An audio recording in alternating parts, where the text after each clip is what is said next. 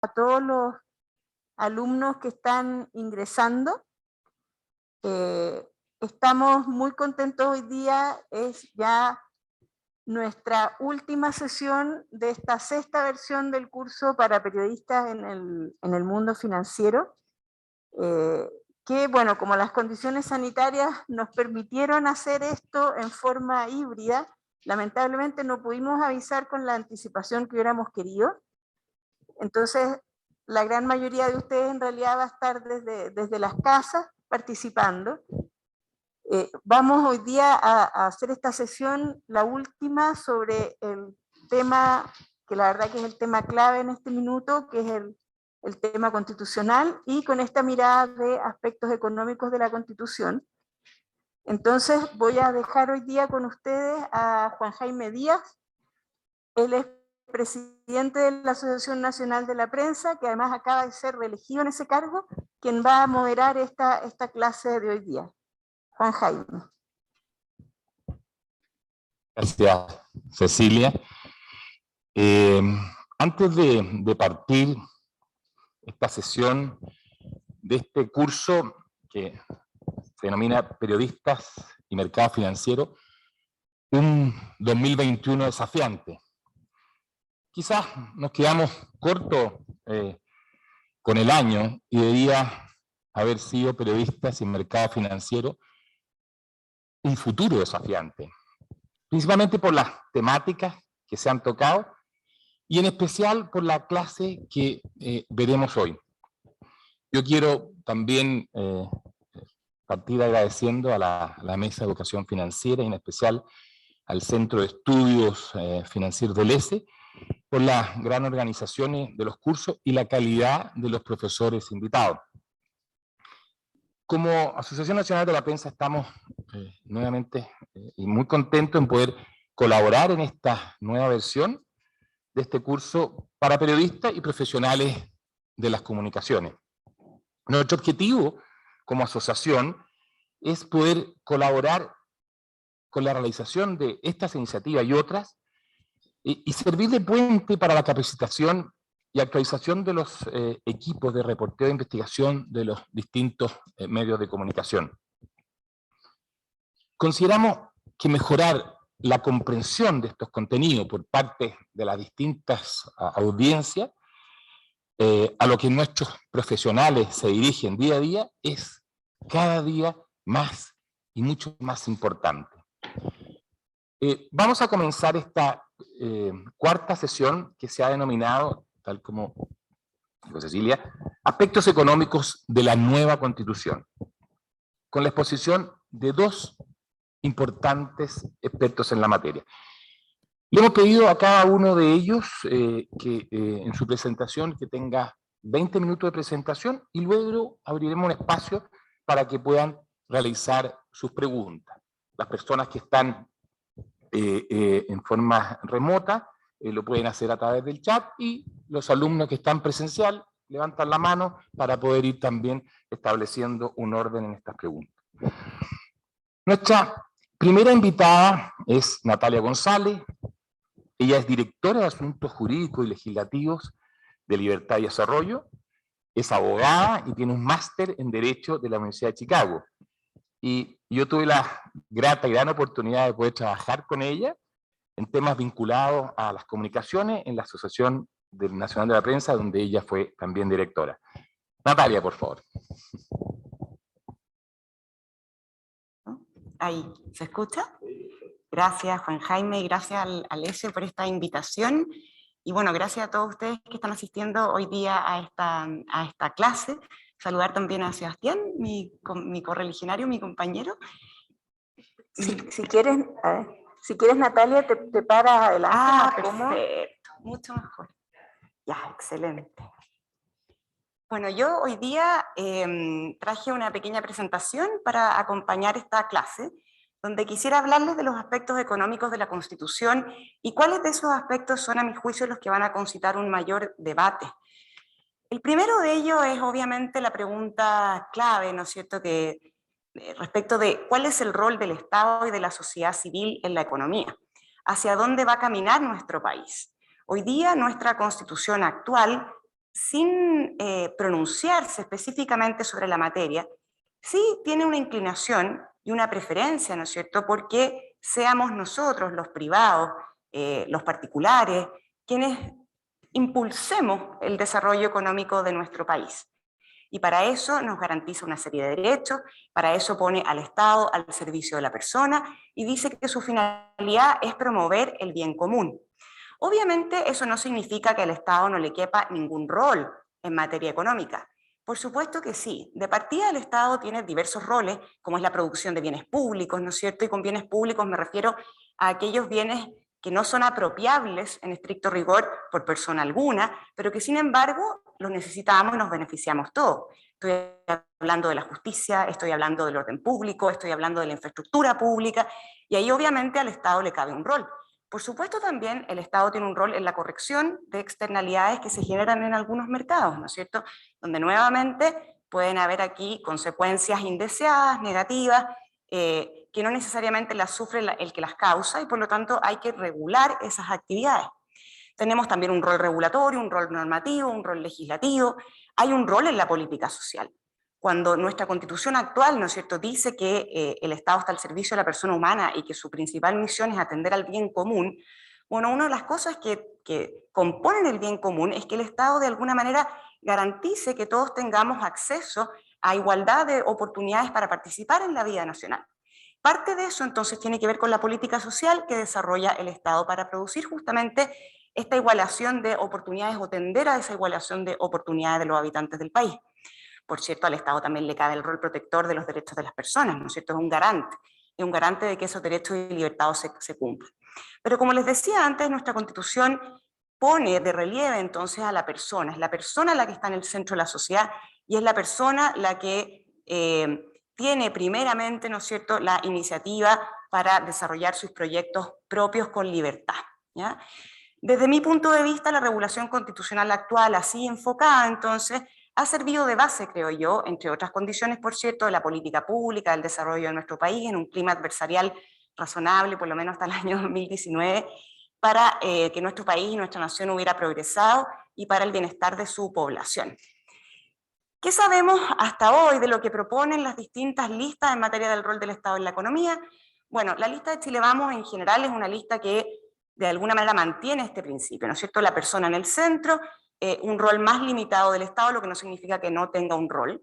La lista de Prodignidad y la lista del Pueblo más bien buscan reconocer la cosa contraria, es que el Estado tenga un rol clave en la economía, y cuando uno lee sus programas o sus planteamientos, los planteamientos que hacen los distintos convencionales constituyentes, lo que buscan ellos es que el Estado tenga más bien un rol de dirección estratégica de la economía, que es bien distinto a lo que ocurre hoy.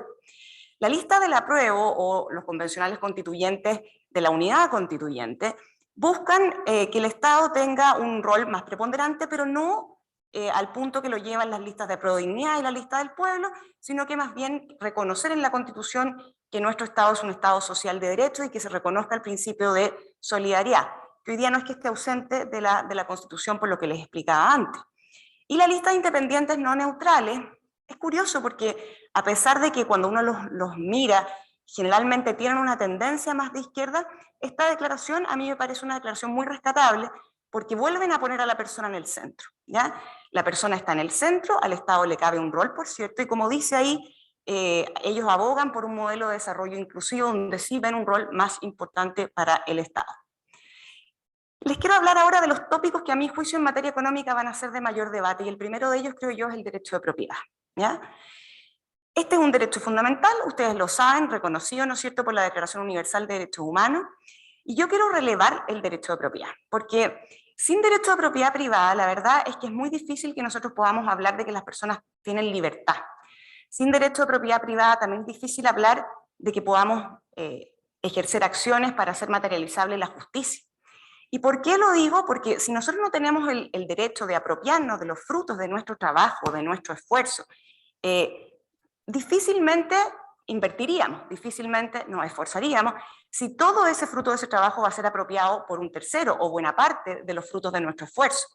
Tampoco podríamos, por ejemplo, hablar de justicia si no tenemos derecho de propiedad. ¿Cómo reclamar ante la justicia algo que es tuyo si no te han reconocido primero el dominio sobre ese bien o sobre esos derechos? La literatura y la evidencia empírica aquí son bastante claras, ¿ya? Aquí hay una fuerte correlación, una relación de asociación entre la protección robusta de los derechos de propiedad y el desarrollo de las naciones. Los países que protegen de manera importante los derechos de propiedad muestran mayores niveles de desarrollo y de progreso. Y los mayores niveles de desarrollo y de progreso no son simplemente datos macroeconómicos, eso se traduce en bienestar de la población. Pero, a pesar de esta evidencia, que es bien contundente y la vamos a ver, hay quienes sostienen que más bien los derechos de propiedad han servido para beneficiar solo a unos pocos, solo a un grupo de personas, y que por lo tanto hoy día es importante introducir cambios regulatorios en la Constitución para relativizar o ralentizar el resguardo que el derecho de propiedad hoy día consagra nuestra Constitución. Yo les quiero mostrar alguna data, no se ve arriba por el cuadro de Zoom, pero estos son unos rankings, ¿ya? Donde se muestra el índice de protección del derecho de propiedad en las distintas naciones, y lo que muestra este gráfico básicamente es qué naciones tienen una mayor protección del derecho de propiedad en el mundo. Y lo que vemos más arriba en la tabla, ¿no es cierto?, es que naciones como Singapur, Hong Kong, Nueva Zelanda, Finlandia, Reino Unido, Holanda, Suecia, muchas de las cuales hoy día se citan como naciones a las que queremos aspirar, a las que queremos emular, tienen un alto estándar de protección del derecho de propiedad. Son naciones donde en general sus connacionales viven muy bien, ¿ya? Mucho mejor que las que están abajo de esta gráfica, mucho mejor que en Cuba, que en Haití, que en Venezuela, ¿ya? ¿Qué les quiero mostrar con esto? Que en el fondo el derecho de propiedad sí tiene una correlación. Cuando vemos los rankings internacionales, un ranking de la Heritage Foundation, tiene relación con la calidad de vida que tienen las personas. Lo mismo se muestra, donde no puedo seguirlo pasando, parece.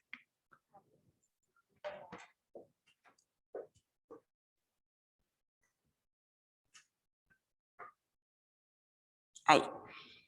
Muchas gracias. Otra forma de verlo es cómo está el desarrollo humano de los países ajustado por desigualdad cuando hay mayor protección del derecho de propiedad. Y lo volvemos a ver aquí, ¿no es cierto? La parte alta de esta gráfica nos muestra naciones que tienen un alto índice de desarrollo humano y que tienen un alto o robusto resguardo de los derechos de propiedad, tanto en su constitución como en la legislación de base. Aquí, de nuevo, grado de correlación entre el índice de desarrollo humano y el grado de protección de la propiedad privada. Si se fijan, hoy día Chile está en el punto medio alto, ¿no es cierto?, comparado con otros países como Singapur, Noruega, Suecia. Entonces, aquí la evidencia, ¿ya? Una cosa es lo que nosotros podamos sentir emocionalmente respecto del derecho de propiedad, respecto de lo que nos produce emocionalmente las sensaciones, y otra cosa es ver la data, ¿ya? Y ver cómo este resguardo, que en Chile es robusto, está a nivel constitucional y legal, ha servido para que Chile esté dentro de los primeros lugares o dentro de los países a los cuales nosotros nos queremos parecer. Entonces, hoy día la discusión, lo que se ve a nivel de los programas de los convencionales constituyentes y de las listas, es que este va a ser un tema central de la discusión constitucional. ¿Por qué? Porque hay ideologías, ¿no es cierto?, en que la igualdad material es un fin en sí mismo, y esa igualdad material, para quienes sostienen estas ideologías, que son irrenunciables, ¿no es cierto?, tienen un problema de origen. No se puede conseguir esta igualdad material si es que mantenemos el derecho de propiedad tal cual está consagrado hoy día en la Constitución. ¿Y por qué dicen ellos? Porque el derecho de propiedad al final es una fuente de desigualdad, ¿ya? Entonces, ¿a qué apuntan esta línea de pensamiento? Es que en realidad más bien lo que debiera haber es una propiedad común, propiedad colectiva, y básicamente una propiedad más bien estatal en general de los recursos, de los bienes, de los activos, y que los ciudadanos de alguna manera podamos gozar de ellos, pero con un derecho más precario, ¿ya? Un derecho de comodato, un derecho de uso, pero siempre subordinados en general a las demandas comunitarias, ¿ya? Sugieren que se puede prescindir del derecho de propiedad sin afectar la libertad, y además buscan, y lo vamos a ver, no solamente esto respecto a los derechos de propiedad que nosotros conocemos, sino que también los derechos de propiedad respecto de los recursos naturales, ¿ya? De nuevo, vamos a ver aquí qué piensan. La lista del apruebo, ¿ya? Con la lista del apruebo ustedes pueden identificar algunos convencionales. Cuando miran la Constitución actual, aparece moderada respecto al derecho de propiedad. ¿Qué es lo que nos dicen? Nos dicen que en general está bien regulado, que puede ser un poco extensa, pero a mí lo que me preocupa son ciertos planteamientos, ciertas críticas que se le hacen al derecho de propiedad, porque si bien están de acuerdo con él, las críticas que se hacen parecieran indicarnos que van a apuntar las reformas a cuestiones bien materiales, ¿ya? Entonces, por ejemplo, ellos dicen el derecho de propiedad hoy día en la Constitución es intocable, el derecho de propiedad hoy día es demasiado detallado, es difícil encontrar otra Constitución tan exhaustiva, es predominante sobre otros derechos. El derecho de propiedad hoy día no es intocable, está regulado hoy día en la misma Constitución, que puede ser limitado en virtud de la función social de la propiedad.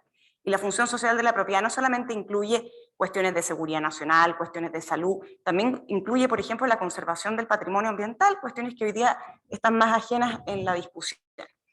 ¿Qué es lo que sugieren ellos? Precisar esta función social, ampliarla, darle un alcance mayor y posiblemente acortar la regulación del derecho de propiedad. Hoy día el derecho de propiedad contempla además, por ejemplo, la expropiación en la Constitución, cómo debe hacerse, por ley, con pago previo. Estiman que a lo mejor eso es demasiado y que podría quedar a una ley o ley simple. Apruebo Dignidad va más allá. Ellos creen que el derecho de propiedad tiene que subordinarse al interés general y critican la forma en que está tratado en nuestra Constitución. La lista del pueblo va un poco en la misma línea, ¿no es cierto? Ellos a lo que apuntan es a proteger bienes colectivos, bienes comunitarios, y dicen que el derecho de propiedad tal cual hoy día está consagrado en la Constitución ha mercantilizado la prestación de derechos sociales, que los vamos a ver después, ¿ya? Derechos económicos. ¿Cuáles son los derechos económicos que están hoy día en la Constitución? ¿Alguien sabe? ¿Qué derechos tenemos en materia económica en la Constitución? Exacto, el derecho a emprender, ¿no es cierto? El derecho a iniciar una actividad económica sin mayor restricción que respetando las leyes que la regulan, ¿verdad? Y que no sea contraria a la moral, a las buenas costumbres, al orden público. Tenemos también algunos derechos tributarios, ¿no es cierto?, consagrados en la Constitución, que nos garantizan a todos, por ejemplo, la igualdad de las cargas públicas, que los tributos sean proporcionales, ¿no es cierto?, a nuestras rentas. También se garantiza en la Constitución que los tributos no estén afectados en un inicio a un bien específico, a un objetivo específico. Tenemos derecho a no ser discriminados en materia económica por el Estado, por ejemplo, por los particulares, ¿ya? Hoy día tenemos una serie de derechos económicos en nuestra Constitución, y además la Constitución en materia del Estado regula la actividad empresarial. No prohíbe que el Estado sea empresario, permite que sea empresario, pero ese permiso bajo una ley de quórum especial, que es quórum calificado. El quórum calificado no es un quórum supramayoritario, no es un quórum de 4/7, ni 3/5, ni 2/3, es 50+1 de los parlamentarios en ejercicio. ¿Por qué a mi juicio es importante que sea en ejercicio y no de los presentes? Porque por lo menos la regla actual hoy día nos dice que el Congreso puede sesionar con quórum de 1/3 de sus miembros. Entonces, si hoy día tiene 155, ¿no es cierto?, diputados, la Cámara de Diputados, puede sesionar con 1/3 de sus miembros, algo del orden de 52, 50 y tanto, ¿no es cierto?, 53, y una mayoría de esos 53, si fuera de los presentes, podría, por ejemplo, darle autorización al Estado para que emprendiera actividades económicas, ¿ya?, que es una mayoría muy distinta de la que exige hoy día la Constitución, que es en ejercicio, ¿ya? Y estamos a los 155 diputados sentados en la sala, y de ahí sacamos esa mayoría. ¿Por qué exige esa mayoría? Justamente para buscar que la voluntad democrática de darle una autorización al Estado empresario sea representativa de la realidad nacional, ¿ya? Esta es una cuestión que se va a discutir, por cierto, porque como les decía al comienzo, el rol del Estado busca ser ampliado por algunos de los grupos que están en la Convención Constitucional. Desde mi punto de vista, yo creo que estos derechos económicos no debieran debilitarse. Creo que nos dan una garantía básica a los ciudadanos que quieren desarrollar sus proyectos de vida, de que el Estado no los puede discriminar, de que el Estado los tiene que tratar por igual cuando estás en condiciones similares. Y aquí de nuevo, otro dato, ¿no es cierto?, que está tomado del Fraser Institute, que de nuevo nos muestra que estos derechos económicos, nuestra regulación constitucional y las buenas políticas públicas que se han dictado durante estos años nos han servido para ubicarnos, ¿no es cierto?, Chile, dentro de los mejores ranqueados, dentro de los mejores países que lo están haciendo bien en materia de libertad económica, ¿ya? Ahora, hemos ido, si ustedes ven, en el año 70 estábamos en el lugar 73, en el año 2007 nos pegamos un salto muy importante, llegamos a estar en el puesto número 5, hemos tenido algunas caídas, pero seguimos estando desde luego bien desapegados de los países de nuestra región y acercándonos a los países que de nuevo nos queremos parecer. La evidencia entonces parece indicar que no debiéramos debilitar estos derechos. Estado empresario. Yo aquí saqué una cita, no la voy a citar acá porque el tiempo no da, pero me encantaría que se tomen el tiempo de leerlo, y me voy a pasar a la siguiente lámina, porque esto nos muestra un poco el desarrollo del Estado empresario en Chile a partir del año 39. Muchos de los que estamos acá, obviamente no habíamos nacido en el año 39, pero tampoco vivimos la época en que el Estado chileno fue un gran empresario, ¿ya? El Estado chileno llegó a ser dueño por la vía de la Corfo, ya que compraba deudas de empresas que estaban insolventes. Miren ahí, tuvo el dominio de 22 compañías pesqueras, de 46 empresas, 31 de las cuales eran accionistas mayoritarios, ¿ya? En 1970 el Estado controlaba activamente 90 empresas cuyos giros correspondían a los más diversos rubros productivos del país. Las empresas públicas explicaban buena parte de la inversión que se hacía en Chile en capital fijo, ¿ya? Y buena parte del empleo y la demanda por bienes y servicios. Y todos conocemos los resultados que nuestro país tuvo por esos años. Tributos, como les decía recién, nuestra Constitución, no voy a entrar en detalle para no latearlos, pero nuestra Constitución hoy día contempla 5 importantes principios en materia tributaria que a mi juicio no debieran debilitarse en la nueva Constitución. El primero es el de legalidad tributaria, o sea que estos los tributos, los impuestos, se tienen que establecer por ley. ¿Por qué es importante eso? Porque así nosotros los ciudadanos quedamos protegidos de la discreción de la autoridad administrativa, ¿ya? Los tributos se deciden en el Congreso y son de iniciativa exclusiva del presidente de la República. Se deciden democráticamente, es política pública que se debate en el Congreso Nacional. Si no existe el principio, como les digo, quedamos a discreción de la autoridad administrativa. Principio de igualdad tributaria. Esto quiere decir que nos tienen que tratar igual a quienes estamos igual, ¿ya?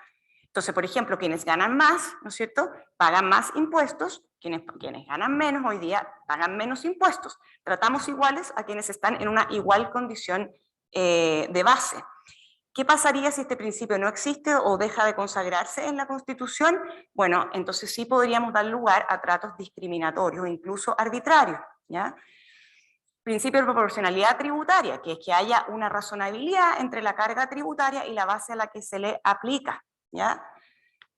Principio de justicia tributaria. ¿Qué quiere decir esto? Parecido al de la proporcionalidad, pero la proporcionalidad es cuántica, este es de calidad.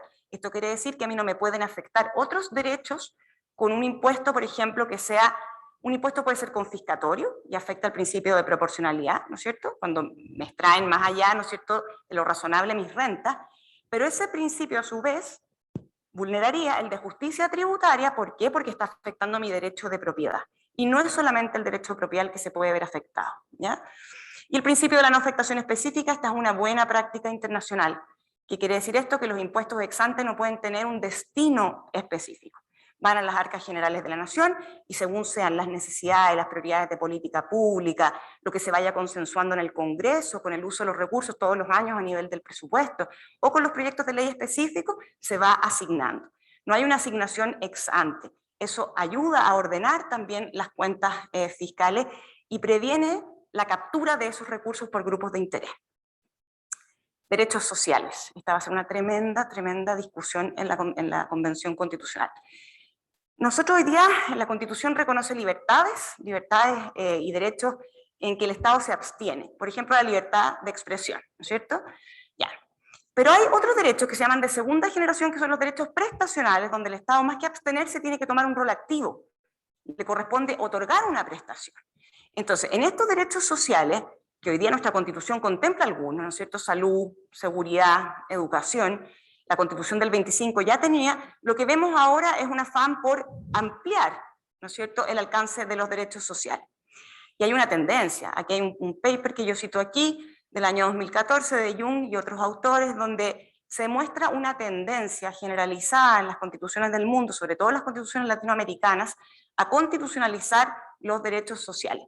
Las constituciones de Latinoamérica son específicamente generosas en esta materia. Y lo digo con cierta ironía. Aquí les pongo algunos ejemplos, pero por ejemplo Colombia asegura en la Constitución el derecho al aprovechamiento del tiempo libre. En Bolivia, por ejemplo, se garantiza el derecho de los adultos mayores a una vejez digna con calidad y calidez humana.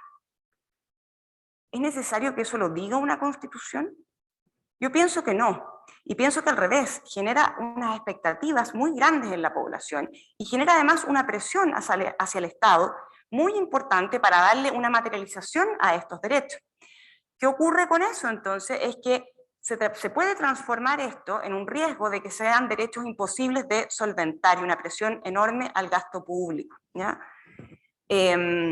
¿Cómo tienen que ser exigibles estos derechos sociales? Otra cuestión que se va a discutir. ¿El derecho social tiene que estar detallado exhaustivamente en la Constitución? ¿O más bien le vamos a dejar al legislador, a la política pública, que vaya definiendo cómo se otorgan, a quién se otorgan, por qué plazos se otorgan, o lo vamos a definir en la Constitución? ¿Quién brinda estos derechos a la población? ¿Solo el Estado o el Estado en conjunto con la sociedad civil? Yo vuelvo a la idea inicial, el Estado está al servicio de las personas, y si el Estado está al servicio de las personas, tiene que proveer la mayor cantidad de alternativas. El Estado no se la puede por sí mismo, ¿ya? Menos un Estado que hoy día, como el chileno, no está modernizado, ni goza de las capacidades y principios de eficiencia y eficacia que debiera tener. ¿Cómo se reclaman estos derechos? ¿Puedo tener una acción de protección como la hay respecto de aquellos derechos donde el Estado se abstiene? Hoy día hay recurso de protección en la Constitución, pero está consagrado justamente para aquellos derechos en que el Estado tiene que abstenerse, no meterse. Y si se mete y lo hace arbitrariamente y vulnera mi derecho, entonces yo tengo un recurso de protección. Pero ¿tendría que yo tener recurso de protección respecto a los derechos sociales? Respecto, por ejemplo, el derecho a una vivienda digna. ¿Qué pasa si yo los hago justiciables con una acción de protección? ¿Quién termina decidiendo la política pública? ¿El Parlamento o los jueces? Los jueces. Y los jueces están preparados, tienen una visión global de la política pública, del uso de los recursos, o los jueces ven caso a caso. Entonces, el problema es que se generan una serie de distorsiones que tenemos que considerar y que a mi juicio, lamentablemente hoy día en el debate nacional no están siendo suficientemente aquilatadas. Solamente para mencionar, pero yo siempre cito, lo busqué ayer, no lo encontré, Manuel Marfán siempre muestra un gráfico de lo que ocurrió en Colombia tras la consagración de una serie de derechos sociales. Y el nivel de endeudamiento público de ese país solo ha ido al alza, ¿ya? Solo ha ido al alza. Y alguien dice, bueno, ¿pero qué importa que el país se endeude si es para garantizar el bienestar de la población? Lo que pasa es que cuando los países se endeudan, contraen deudas y además caras, esa deuda importa el pago de intereses. Intereses que son cuantiosos recursos. Y esos intereses son recursos que podrían haberse destinado, por ejemplo, con mayor eficiencia a otras políticas públicas que también son prioritarias en el país. Cuando un Estado, además, contrata deuda pública cara y paga intereses altos, eso también tiene un efecto en el mercado financiero y en cómo nosotros accedemos a la deuda privada. Entonces, estas cuestiones no son triviales, tienen un impacto a la larga en el bienestar de largo plazo de los países, y yo lo que quiero hacer es invitarlos a pensar en que si realmente los principios y derechos que hoy día están en la Constitución son tan cuestionables cuando nos han permitido llegar a esas posiciones que les mostraba como nación y donde tenemos desafíos, por cierto. Pero ¿son esos desafíos constitucionales o son de la política pública? Esa es la invitación que les quiero hacer. Gracias. Gracias Natalia. También quiero darle la bienvenida a varios de los participantes, estudiantes en esta oportunidad que se han ido incorporando en estos últimos minutos. Hoy día en una columna de opinión veo también que está presente el editor general del Mercurio. En el diario salía una columna donde hablaba de la definición de una buena constitución. Decía que es un acuerdo soberano y una norma jurídica. Y claramente con la excelente presentación de Natalia nos damos cuenta de la importancia jurídica que tiene finalmente la nueva Constitución. Lo importante es avanzar en un acuerdo, más allá de un pacto, como señalaba, un acuerdo donde se parte de una perspectiva positiva, digamos, y creo que eso es uno de los desafíos que tenemos. Gracias Natalia. Le recuerdo ir haciendo las preguntas, que vamos a tener un tiempo bastante amplio posteriormente para ir haciendo las preguntas, dudas y consultas a nuestros panelistas, los que están vía remota, que lo hagan por el chat, y los que están en forma presencial en esta sala, con el viejo y tradicional sistema de levantar la mano. Quiero presentar a nuestro segundo profesor invitado, Sebastián Claro. Sebastián tiene un largo y destacado currículum. Cuando le pregunté qué poníamos, académico me puso. Entonces, pero no, nada más académico, me dijo, no me gustan los sex, pero yo voy a... Sebastián es un destacado académico, investigador de la Facultad de Ciencias Económicas y Empresariales de la Universidad de los Andes, y entre su largo currículum en distintas organizaciones nacionales e internacionales, destaca, siento, que fue vicepresidente del Consejo del Banco Central hasta diciembre del 2017. Sebastián.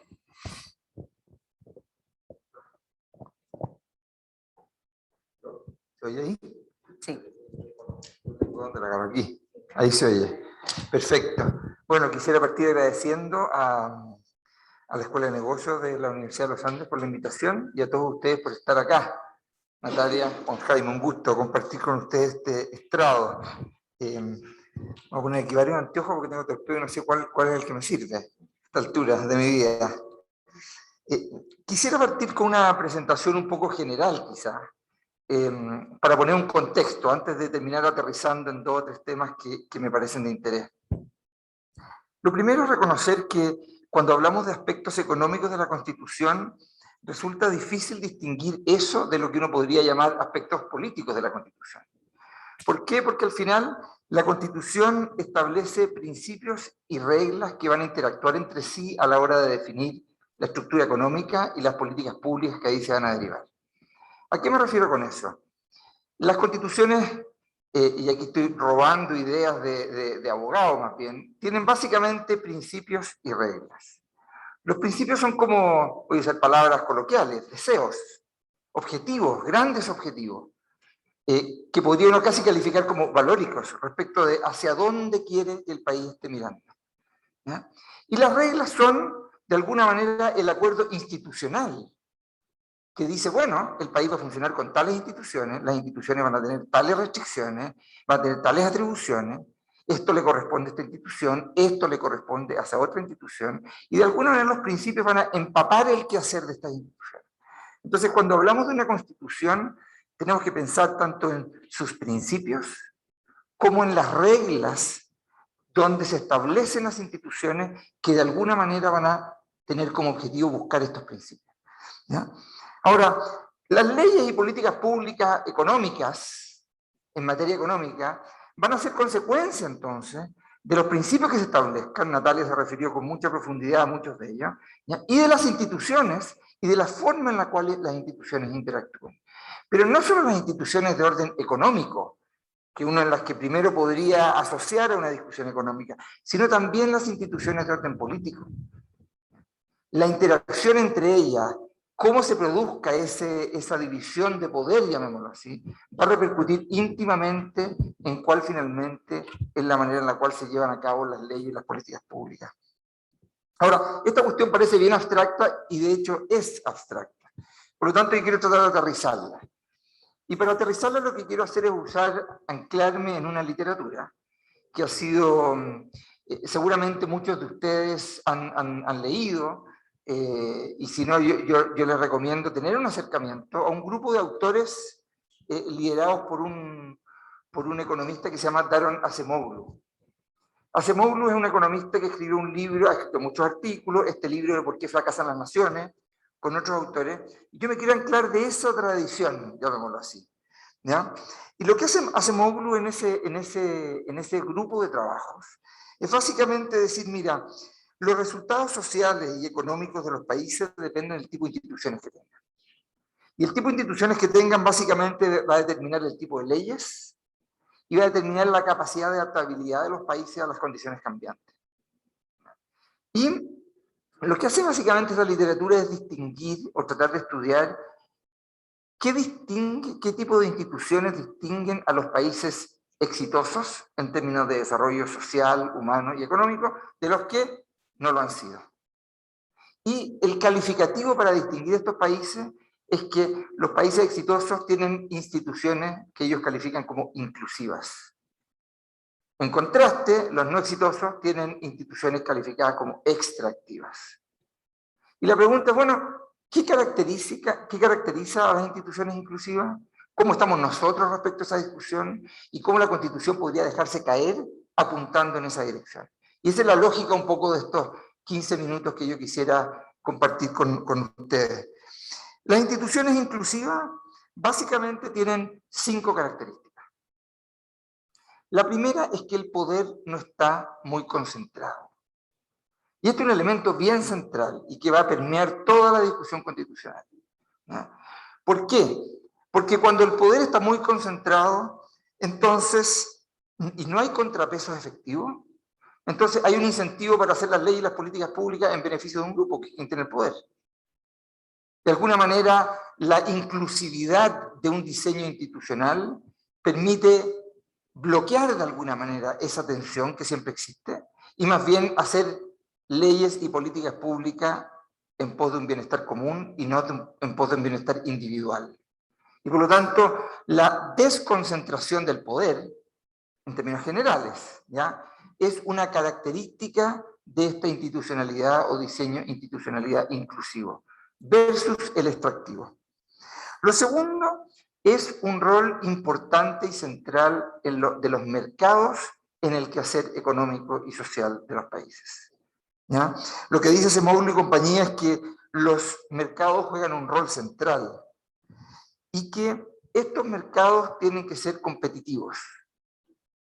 Y cuando se refiere al concepto competitivo, que es un concepto que en verdad tiene una connotación económica que es muy clara, lo que está de fondo es una cuestión bien profunda, que es decir, tiene que haber espacio para competirle a los incumbentes, para romper con el status quo, ¿ya? Las sociedades inclusivas, las sociedades que se desarrollan, dan espacio a la innovación. ¿Y la innovación qué es? Bueno, generar conocimiento nuevo, generar servicios nuevos y eventualmente desbancar al que no está haciendo lo suficientemente bien. Esa capacidad de generar mercados competitivos que no sean protegidos legalmente, que no sean monopólicos, donde verdaderamente puede haber un challenge, digamos, a quien está hoy día dominando el mercado, es una característica clave de una sociedad inclusiva. Eso es lo que destaca de alguna manera esta literatura. El espacio para modificar el status quo. Eso tiene que existir. Tercero, no sacamos nada con tener mercados competitivos y posibilidad de desbancar a los incumbentes si efectivamente las personas no tienen las mínimas condiciones de vida y de conocimiento para participar activa y plenamente en la vida económica y social. Y por lo tanto hay una obligación de alguna manera, ¿ya?, de promover a las personas en su capacidad de participación plena. Ahora, la participación, un aspecto que a mí me gustaría referirme más largo, quizás más adelante, eventualmente en las preguntas, uno lo asocia mucho a una participación en el ámbito político, ¿ya?, una cierta característica de la democracia, qué rol le cabe a las personas en las instituciones, toda la discusión sobre democracia representativa versus democracia participativa, referéndums, etc. La connotación está más bien en el ámbito político, pero también acá se recoge una discusión en el ámbito económico. La necesidad de participar. Pero yo para participar no puedo estar sentado en una esquina sin saber qué es lo que está pasando. Necesito una cierta condición de base.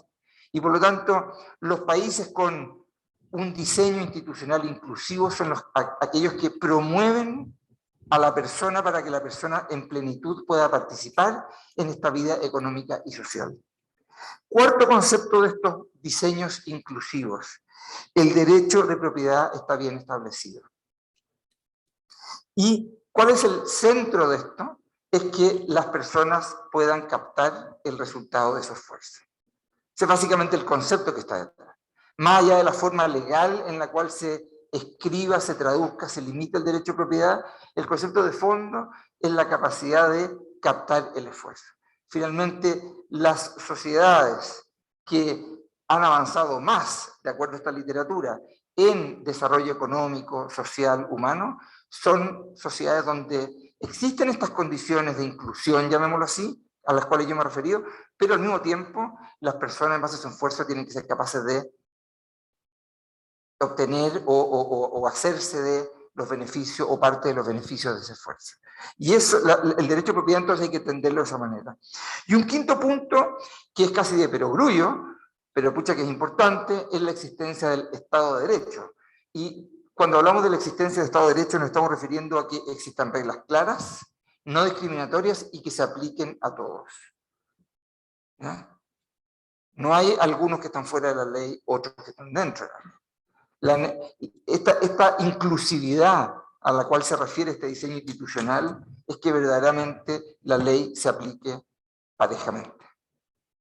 Ahora, el contraste de esto son las instituciones extractivas, pero las instituciones extractivas no tienen que ver con un concepto de recursos naturales, que es lo que uno normalmente tiende a asociar. A lo mejor hay una cierta correlación, pero no se refiere a un diseño institucional extractivo porque esté basado en que el país tiene recursos naturales. Es más bien porque al tener a alguien mucho poder, entonces es capaz de hacer las leyes en su favor y dedicarse no a innovar, no a aumentar la competencia, sino que a echar renta.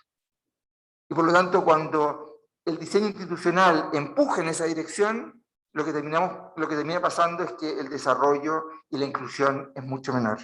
Ese, yo me atrevo a decir que es un resumen ejecutivo, una literatura gigantesca. A lo mejor Acemoglu, si estará acá, estaría tomándose la cabeza a dos manos por el injusto resumen que estoy haciendo de todo su trabajo, pero creo que es una buena manera de representar conceptualmente un cierto esquema general, ¿ya?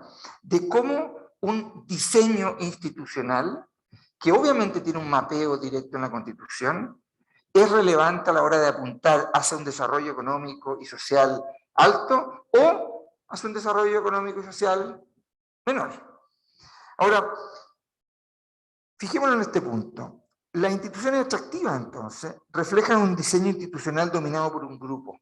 Este grupo bloquea la innovación, se lleva la pelota para la casa en términos coloquiales, genera y vive las rentas y se reproduce. Ahora, cuando pensamos en esto, hay dos dimensiones para pensarlo. Uno es que, obviamente, cuando los negocios controlan la política, estamos en un caso así. Se traba la innovación. Yo hago las leyes, influyo para hacer las leyes a mi manera. Y la búsqueda de renta pasa a ser el objetivo número 1, 2 y 3 de esa empresa.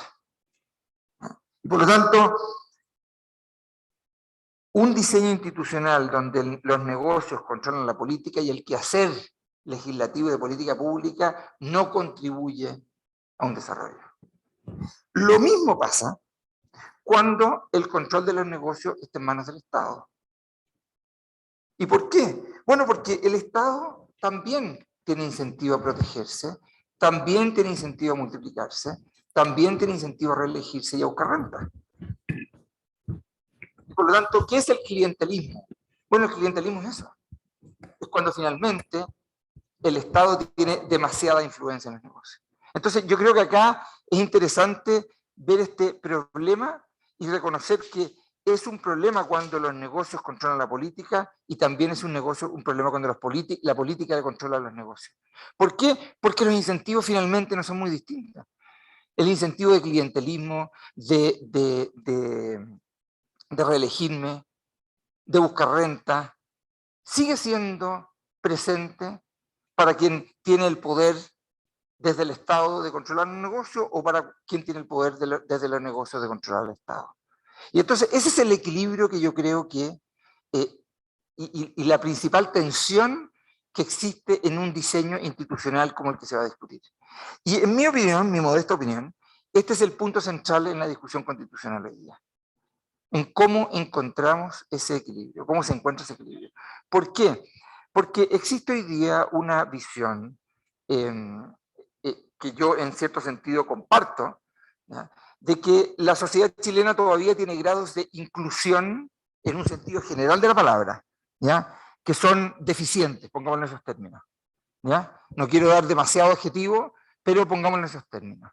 La pregunta es la siguiente, yo creo: ¿qué diseño eso es responsabilidad, culpa, consecuencia, pónganle la palabra que quieran, del diseño institucional que existe hoy? ¿O son otras razones, históricas, culturales, educativas, etcétera, que generan esta falta de inclusión? Pero lo segundo es, si uno estuviera de acuerdo en que este es un tema que hay que del cual hay que hacerse cargo en la Constitución.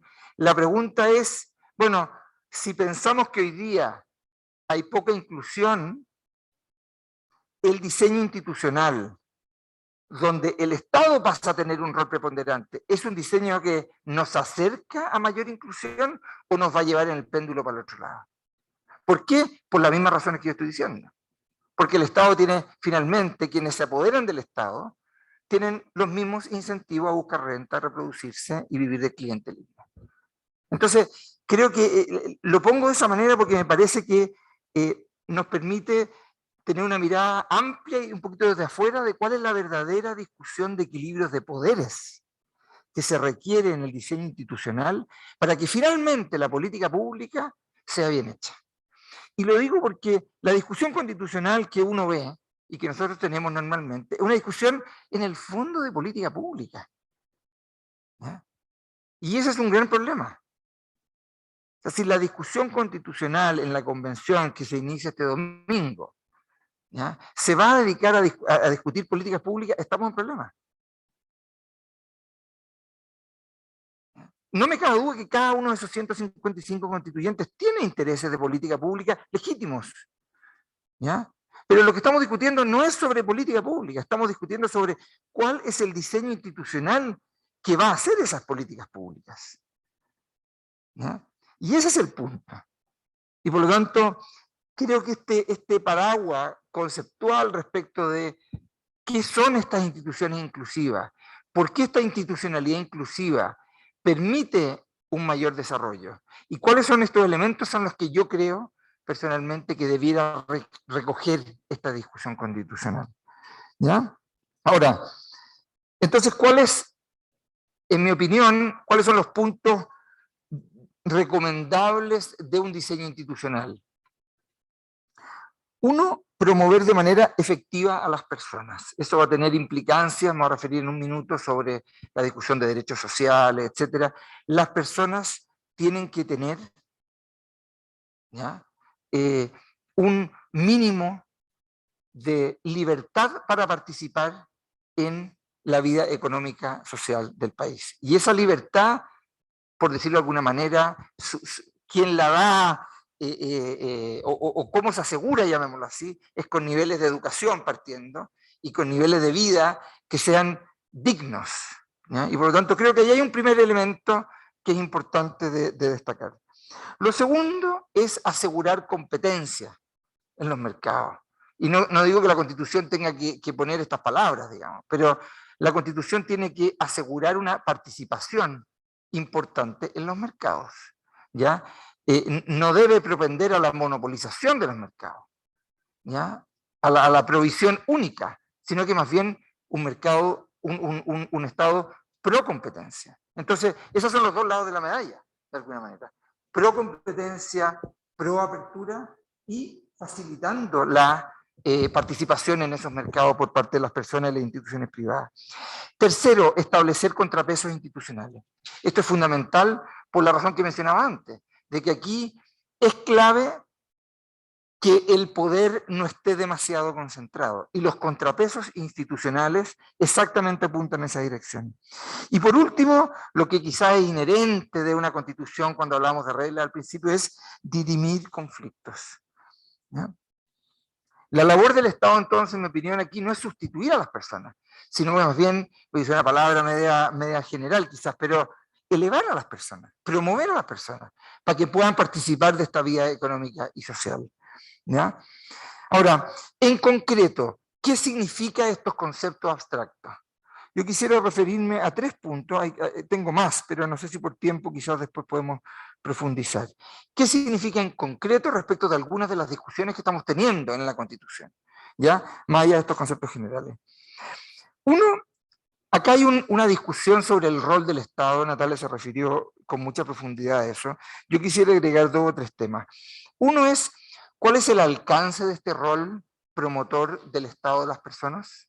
O sea, ¿hasta dónde llega? ¿Cuánto hay que promover?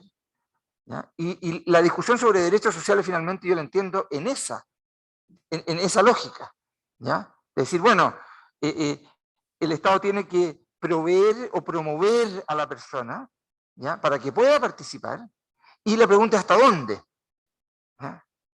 ¿Cuál es el alcance de esa obligación, llamémoslo así? Y lo segundo es, bueno, una cosa es una cierta promoción y lo otro es un mecanismo de cómo hacerla. Son dos cuestiones distintas. ¿Ya? Por ejemplo, la participación de privados en la provisión de servicios públicos. ¿Ya? Ese es el cómo. No es el qué o hasta el cuánto. ¿No? Entonces, el tema de financiamiento. ¿Ya? Creo que hay que distinguir esta discusión de cuál es el alcance, ¿ya? Y cómo se hace. Y en esa discusión es donde obviamente que los temas de incentivos, los temas de tutelaje de los derechos, los temas de las posibilidades financieras que existen, ¿ya? Yo creo que lo que la Constitución debe hacer principalmente no es ser rígida respecto de estos puntos, porque la rigidez impide una adaptación mínima a las condiciones cambiantes, ¿ya? O sea, uno no puede pretender que el Estado chileno o la sociedad chilena sea capaz de proveer los mismos servicios básicos que la sociedad sueca o finlandesa, por mucho que nos encantaría que así fuese. Y por lo tanto creo que en la práctica, la implicancia práctica de esta discusión de derechos, etcétera, tiene que tener una capacidad de adaptabilidad del sistema político. El sistema político tiene que ser capaz de ir en el tiempo avanzando en la medida de las posibilidades. ¿Ya? Yo sé que esa frase no es una frase muy bienvenida hoy día, pero bueno, pero es la realidad de las cosas, ¿no? ¿Ya? Entonces, creo que es importante recoger eso. Y lo segundo, hay una tremenda discusión del cómo se hace, el rol de los privados, la responsabilidad fiscal, la diversidad. Cuando hablamos de un deseo de diversidad, la diversidad también incluye la posibilidad de que muchos participen de esta provisión, ¿ya? Y no necesariamente una monopolización en una mano. Segundo, un rol procompetitivo del Estado. Yo creo que el marco de competencia lo fija el Estado, pero sería un gran error que el Estado empezara a monopolizar mercados, ¿ya? Y ahí hay una discusión muy significativa. Y tercero, respecto al Estado gestor o empresario, que se habla mucho. Uno puede dejarse caer sobre esta discusión desde dos perspectivas, en mi opinión. Uno es sobre la eficacia que ha mostrado el Estado como empresario, ¿ya? Lo hace bien, es rentable, se autosustentan las empresas estatales, innovan. Esa es una discusión, ¿ya? La otra es, bueno, ¿en qué medida el Estado empresario perjudica un poco o va en contra de lo que mencionábamos al principio? De efectivamente que cuando uno le da a alguien un poder muy grande, entonces finalmente esa persona o ese grupo empieza a hacer leyes o empieza a hacer políticas en su propio beneficio. ¿Por qué? Porque me quiero reelegir, por ejemplo. ¿Ya? Entonces, que el Estado tenga un rol sustancial en la economía, no solo hay que verlo desde un punto de vista de la eficacia, sino que también desde un punto de vista de la repartición del poder. Porque en los países donde el Estado tiene un rol empresarial muy preponderante, muchas veces esas empresas terminan siendo usadas para efectos de la reelección y el clientelismo. Y por lo tanto creo que ahí hay un tema muy profundo. Lo segundo, respecto de los contrapesos institucionales. La existencia de instituciones independientes genera contrapeso y evitan un excesivo poder del gobierno de turno. Entonces, cuando hablamos de las instituciones económicas, la independencia del Banco Central, la Contraloría General de la República,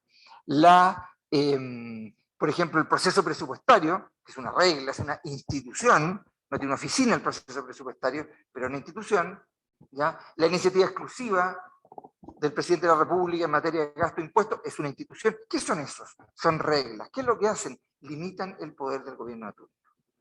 ¿Por qué limitan el poder del gobierno de turno? Bueno, porque los gobiernos de turno tienen cosas muy buenas, pero también les gusta aprovechar la política pública en su beneficio. No podemos ser ciegos de eso, ¿ya? Entonces, ¿cuál es el punto detrás de esta lógica de instituciones o de contrapesos institucionales? Evitar que el gobierno de turno tenga excesivo poder, ¿ya? Ahora, eso no significa que estas reglas sean escritas en el Olimpo y a la cual se pueda acceder a través de unos barcos mágicos, digamos, ya como en las películas. No, no, las instituciones o las reglas tienen que tener accountability, tienen que rendir cuentas, tienen que tener exigencias de transparencia, eso está claro. Pero lo que se busca de alguna manera es que estos contrapesos institucionales impidan, vuelvo a usar el término coloquial de antes, que alguien se lleve la pelota para la casa. Por lo tanto, yo creo que es súper importante entender la discusión de institucionalidad, de independencia, de autonomía, etcétera, en este marco conceptual general, ¿ya? Antes de caer en la especificidad de cada una de estas instituciones. En ese sentido, yo miro con distancia esta frase, que aparece muy bonita, pero que esconde una tremenda complejidad, que es la idea de democratizar las instituciones. Bueno, si democratizar las instituciones significa hacerlas rendir cuenta, significa transparentar más su quehacer, entonces creo que es bueno avanzar en eso. Pero si democratizar las instituciones significa hacerlas dependientes del gobierno de turno, eso finalmente le termina entregando al gobierno de turno un tremendo poder. Y lo que hemos visto es cuando los gobiernos de turno tienen un tremendo poder sobre las instituciones, entonces muchas veces finalmente terminan usándolas en su favor. ¿Ya? Por último, discreción del Estado. Aquí me quiero meter en la zarzamora totalmente, ¿ya? Porque quiero hablar del TPP-11. Hace 3 años hubiese sido en un jardín de flores, pero hoy día por alguna razón nos estamos metiendo en la zarzamora. ¿Ya? Ahora, ¿por qué quiero hablar del TPP-11? Porque creo que la discusión sobre TPP-11, más allá del tratado propiamente tal, esconde una cuestión y una discusión que es mucho más profunda. Como otros acuerdos comerciales, muchos otros que existen, el TPP en ese sentido no es muy distinto, abre mercado y establece reglas para las inversiones y para el comercio. Eso es lo que hace el TPP-11. Ahora, a uno le puede gustar o no las reglas que establece, ya eso es legítimo. Puede decir, mira, la verdad es que no me gustan estas reglas, no me gustan estas preferencias que doy y que recibo, etcétera, o esta apertura. Entonces hay una discusión como de su propio mérito del TPP. Pero yo me quiero ir a otro lado de la discusión del TPP, que es la siguiente. Una de las críticas que se le hace al TPP es que el TPP firmado hoy día, y yo no quiero que con esta discusión ustedes entiendan que yo me estoy refiriendo al punto del TPP propiamente tal, ¿ya? Pero que firmado hoy día amarraría a la Convención Constitucional. Si firmamos el TPP, se amarra el quehacer de la Convención Constitucional. Digo, espérate, es razonable que alguien esté en contra del TPP. Eso pero eso, ¿en qué sentido amarra la Convención Constitucional? ¿Por qué la Constitución podría quedar amarrada por la firma del TPP? O por la firma de un acuerdo de este tipo. Y lo interesante es que estos acuerdos, el TPP u otros acuerdos de inversión, de los cuales Chile ha firmado 40, y todos los países han firmado 40, 30, lo que sea, ¿ya? No amarran el quehacer de las políticas públicas en los países, salvo en 2 principios fundamentales. Salvo en 2 principios, donde sí lo amarran. ¿Cuáles son esos principios? Un principio de no discriminación y un principio de expropiación. ¿Cuál es el principio de no discriminación? El principio de no discriminación básicamente es que yo no voy a tratar al extranjero de manera discriminatoria respecto de lo que trata al nacional, o no te voy a tratar a ti distinto que a ti, distinto que a ti. Hay un principio de no discriminación implícito en estos tratados, que obviamente se aplica a los extranjeros que invierten en Chile, por ejemplo, pero también se aplica a los chilenos que invierten afuera. Son recíprocas estas cosas. Y segundo, uno de no expropiación, en el sentido que los tratados de inversión lo que hacen básicamente es decir, bueno, si viene un extranjero a invertir acá en las reglas que se establecieron en Chile, yo no lo puedo expropiar arbitrariamente. Bueno, como tampoco puedo expropiar arbitrariamente a un chileno que está acá. ¿Ya? Entonces, a mí lo que me preocupa es que lo que parece estar implícito en la discusión no es tanto las bondades o no del libre comercio, sino que es más bien un principio básico que yo creo central a la luz de toda la discusión que hemos tenido, y con esto voy terminando, que es un principio de no discriminación arbitraria y de no expropiación arbitraria por parte del Estado, que queda muy patente, muy bien reflejado en la discusión que estamos teniendo. O sea, en la medida que el Estado hoy día está incómodo con el TPP-11 porque quiere tener el derecho a discriminar arbitrariamente y decirle a la empresa china, tú no, y decirle a la empresa inglesa, tú sí, bueno, ese es un cambio tectónico en la manera en la cual funciona el Estado chileno. Y lo mismo con el principio de expropiación. La expropiación está muy bien detallada en la Constitución respecto de existe un derecho de propiedad, cuáles son los límites de ese derecho de propiedad y cómo entonces el Estado puede expropiar el derecho de propiedad. ¿Ya? ¿Cuáles derechos tiene el expropiado en términos de ir en un juez, a los tribunales, ser pagado el contado, etcétera? O sea, hay una legislación la Constitución es clara respecto de esto. Pero entonces, si lo que está detrás es un deseo o una idea de modificar la manera en la cual el Estado se deja caer sobre la no discriminación, ¿ya? O sobre la expropiación, entonces creo que estamos frente a un problema mayor. Y ese es el ángulo que más me preocupa de la discusión del TPP. ¿Ya? Que finalmente lo que esté detrás es una idea de modificar estas reglas a las cuales se compromete el Estado de Chile. Porque yo creo que esas reglas no solo son válidas respecto al que hacer con empresas extranjeras, sino que también respecto al que hacer con empresas chilenas. O sea, si el Estado pasa a tener un rol arbitrario, tiene capacidad discriminatoria y tiene capacidad expropiatoria sin debida compensación, ¿ya? Entonces, ¿qué le estamos entregando al Estado? Un poder gigantesco. Y ese poder gigantesco finalmente termina no en una institucionalidad inclusiva, sino que más bien en una institucionalidad extractivista. ¿Ya? Y vuelvo y cierro con eso respecto de cuáles son los puntos que yo creo centrales en la discusión constitucional para efectos de un diseño que termina siendo buenas políticas públicas, donde cabe mucho, digamos, ¿ya? Donde cabe mucho. Pero creo que ese es el marco general al cual yo me quería referir. Gracias, Juan Jaime. Gracias, Sebastián, gracias a ambos expositores. Vamos entonces a dar paso